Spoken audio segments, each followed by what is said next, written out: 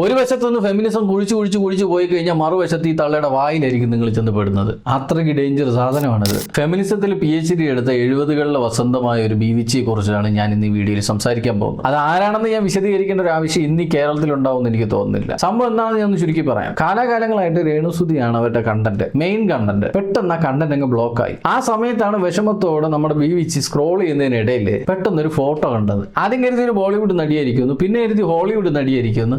ഫോട്ടോയിൽ എഴുതി സ്ക്രോൾ ചെയ്യാൻ തുടങ്ങുമ്പോഴാണ് അവർ ആ പേര് ശ്രദ്ധിക്കുന്നത്. ദയാ സുജിത്ത്, നല്ല മലയാളിത്തമുള്ള പേര്. എന്നിട്ടാണ് ഇവളിങ്ങനെ നിൽക്കുന്നത്. അക്കൗണ്ടിലേക്ക് കയറി നോക്കിയപ്പോൾ എന്താ, മഞ്ജു പിള്ളയുടെ മകള്. ഇതിൽ കൂടുതൽ എന്ത് വേണം? ഇവിടെയാണ് നമ്മുടെ ബീവിച്ചിക്ക് ആ ബൾബ് കത്തുന്നത്. പിന്നീട് നടന്ന ചരിത്രങ്ങളൊന്നും ഞാൻ വിശദീകരിച്ച് പറയേണ്ട കാര്യമില്ല, കാരണം സോഷ്യൽ മീഡിയയിൽ എവിടെ നോക്കിയാലും നിങ്ങൾക്ക് അത് കാണാം. പിന്നെ അവർ സംസാരിക്കുന്ന വീഡിയോ, ഓഡിയോ ഉൾപ്പെടെ ഇതിൽ കാണിക്കണമെന്ന് എനിക്ക് ആഗ്രഹം ഉണ്ടായിരുന്നു, പക്ഷെ പറ്റുന്നില്ല. എന്റെ സംസ്കാരം അതിന് അനുവദിക്കുന്നില്ല എന്നുള്ളതാണ് സത്യം. നിങ്ങളൊക്കെ മനസ്സിലാക്കണ്ടേ, നമ്മുടെ ബീവിച്ചിക്ക് ഒരു അബദ്ധം പറ്റിപ്പോയതാണ്. 5 ദിവസം മുന്നേ ദയാ സുജിത്തിന്റെ അക്കൗണ്ടിലേക്ക് കയറി ആ പോസ്റ്റ് കണ്ട് അത് റിയാക്ട് ചെയ്യണമെന്ന് ചിന്തിച്ച സമയം അവർ അറിഞ്ഞിരുന്നില്ല ആ കുട്ടി ആ പോസ്റ്റ് ചെയ്തത് മെയ് 2023 എന്നുള്ളത്. അതായത് ഏകദേശം 3 വർഷത്തെ ഗ്യാപ്പ് ഉണ്ട് ഈ പോസ്റ്റും ഈ റിയാക്ഷനും തമ്മിൽ. എന്നാലും സാരമില്ല, നമ്മുടെ ബീവിച്ചി 70കളിലാണ് ഫെമിനിസത്തിന് PhD എടുത്തത്. അപ്പൊ ഈ 3 വർഷത്തെ ഗ്യാപ്പ് ഒരു പ്രശ്നമേ അല്ല. ആളുകളൊക്കെ ഒരുപാട് വിമർശിക്കുന്നുണ്ട്, നമ്മുടെ ബീവിച്ചി മണ്ടബുദ്ധിയാണ്, കിഴങ്ങത്തിയാണ്, പൊട്ടത്തിയാണ്, ഇങ്ങനെ ഒരുപാട് കാര്യങ്ങൾ പറഞ്ഞ് വിമർശിക്കും. നിങ്ങൾ എല്ലാവരും ഒരു കാര്യം ചിന്തിക്കണം. 70കളിൽ പഠിപ്പിച്ച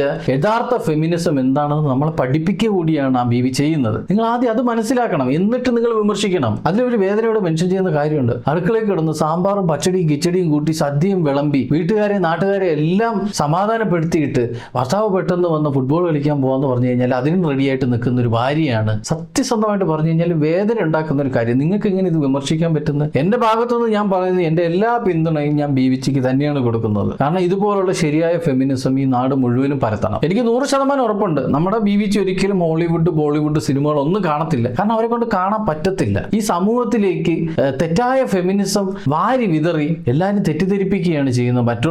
മറ്റുള്ളവരാണ്, ബീവിച്ചി അല്ല. വളരെ പക്വതയോടെയും മാന്യമായ രീതിയിലുമാണ് നിങ്ങളൊരു സ്ത്രീയെ വിമർശിച്ചത്. അതിലെനിക്ക് ഒരു തെറ്റും പറയാനില്ല. പലരും ചിന്തിച്ചിട്ടുണ്ട് നിങ്ങളുടെ മോന്ത പിടിച്ച് റോഡിൽ വരയ്ക്കണമെന്ന്. എനിക്ക് അങ്ങനെ ഒന്നും തോന്നിയിട്ടേ ഇല്ല. നിങ്ങളൊരു കാര്യം മനസ്സിലാക്കണം, നിങ്ങൾ എങ്ങനെയാണോ മാന്യമായി വിമർശിച്ചത് അതുപോലെയാണ് 4 ഭാഗത്തുനിന്നും ഇട്ട് നിങ്ങൾ വിമർശിക്കുന്നത്. പിന്നെ എടുത്തു പറയുന്നത് നമ്മുടെ ബീവിച്ചിയുടെ ആരാധകരെ കുറിച്ചാണ്. ബീവിച്ചിയോളം ചേർത്ത് വെക്കാൻ പറ്റിയ അതേ നിലവാരം. കാരണം അതുകൊണ്ടാണ് നിങ്ങൾ ഇപ്പോഴും ബീവിച്ചിയെ താങ്ങി നിൽക്കുന്നത്. വളരെയധികം സന്തോഷമുള്ളൂ. നിങ്ങൾ ഇനിയും സപ്പോർട്ട് കൊടുക്കണം. സപ്പോർട്ട് കൊടുത്താലേ ഇതുപോലെ വാകിറാനായിട്ട് ബീവിച്ചിക്ക് കുറച്ചുകൂടെ ഉന്മേഷം കിട്ടത്തുള്ളൂ.